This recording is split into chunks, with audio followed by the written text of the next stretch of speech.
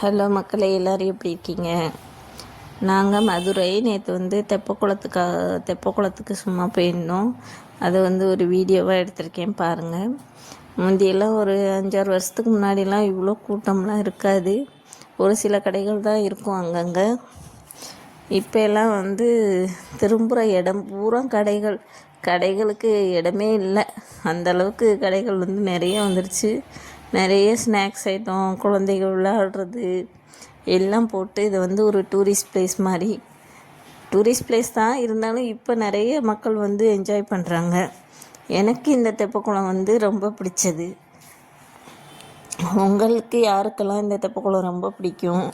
இங்கே யாரெல்லாம் போயிருக்கீங்க?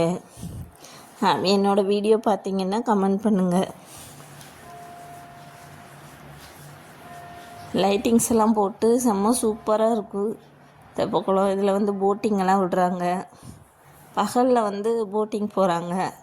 நான் இன்னும் ஒரு தடவை கூட போகலை. நீங்கள் யாரெல்லாம் போட்டிங் போயிருக்கீங்க? அந்த என்ஜாய்மெண்ட் எப்படி இருக்கும்? இதெல்லாம் கமெண்ட் பண்ணுங்கள். எனக்கு ரொம்ப பிடிச்ச பிளேஸ் தெப்பக்குளம். Thank you friends.